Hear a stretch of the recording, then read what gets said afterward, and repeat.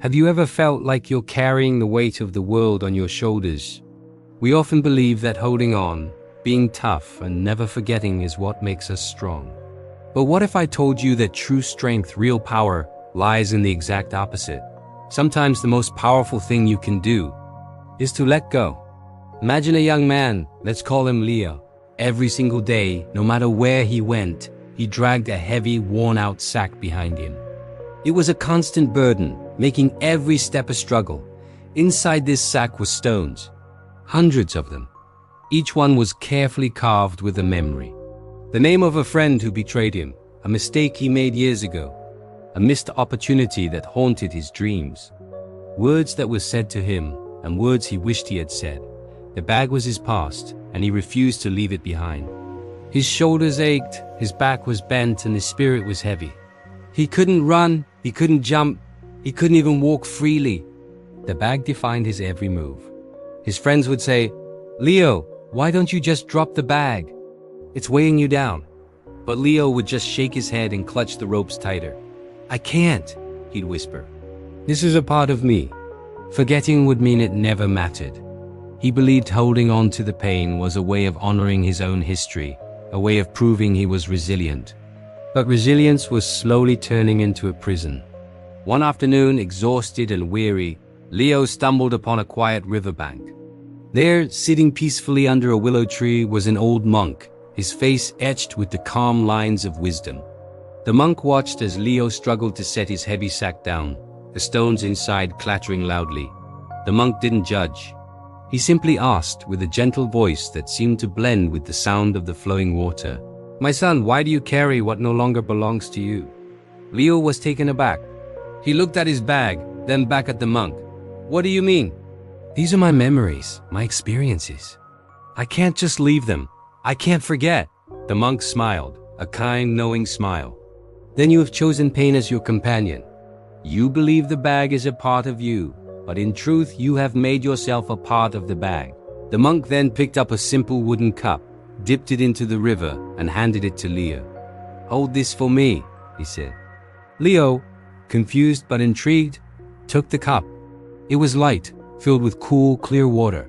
"Okay," he said. "Just hold it still," the monk instructed, before closing his eyes in meditation. A minute passed, then two. Leo's arm felt fine. 5 minutes went by. His arm began to ache slightly. After 10 minutes, a dull throb started in his shoulder. After 20 minutes, his hand began to tremble, and a sharp pain shot up his arm. "Master," Leo gasped, his arm shaking violently. "This cup, it's getting so heavy. I can't hold it anymore." The monk opened his eyes. "Is the cup itself heavy?" he asked calmly. "No," Leo admitted. "But the longer I hold it, the heavier it feels." The monk's gaze was soft but piercing. "Exactly. The weight isn't in the cup itself. It's in the time you've held it. Your past is the same. The events themselves are over. The pain you feel now comes not from the memory, but from your decision to hold on to it day after day, year after year." That single sentence struck Leo like a bolt of lightning. The weight wasn't the past. The weight was his choice to keep holding it. He looked at the trembling cup, and then at the enormous, burdensome sack of stones beside him. For years he thought he was strong for carrying it, but now he saw he was just tired. He wasn't honoring his past, he was being enslaved by it. The pain wasn't his companion, it was his warden. With tears welling in his eyes, a profound sense of clarity washed over him. He slowly lowered the cup and placed it on the ground. The relief in his arm was immediate, a wave of ease spreading through his shoulder and back. He then turned to the sack, his lifelong burden. He hesitated for just a moment, a lifetime of habit fighting against this newfound wisdom. He took a deep breath. Then, with a resolve he hadn't felt in years, he untied the knot and tipped the sack over. One by one, the stones tumbled out, rolling down the riverbank and splashing into the water. With each splash, a weight lifted from his soul. The stone carved with his father's harsh words. Gone. The stone of a failed business venture. Gone. The memory of a lost love. Gone. He wasn't erasing them. He was releasing them. He was releasing himself. When the last stone had disappeared beneath the surface of the river, the empty sack lay limp on the ground. Leo stood up. He felt light, impossibly light. He stretched his back, rolled his shoulders, and for the first time since he could remember, he stood tall and straight. The world around him hadn't changed.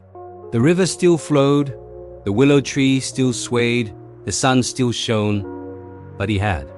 Everything felt different because he was different. He could walk without dragging a weight behind him. He could breathe without a heaviness in his chest. He could look forward without being constantly pulled back by the ghosts of yesterday. Letting go doesn't mean you forget what happened. It doesn't mean the pain wasn't real. It simply means you are no longer allowing the past to control your present and ruin your future. It's about acknowledging the lesson, feeling the emotion, and then consciously choosing to put the weight down so you can move forward. It's choosing peace over pain, freedom over fear, and growth over stagnation. What stones are you carrying today? What's in your bag?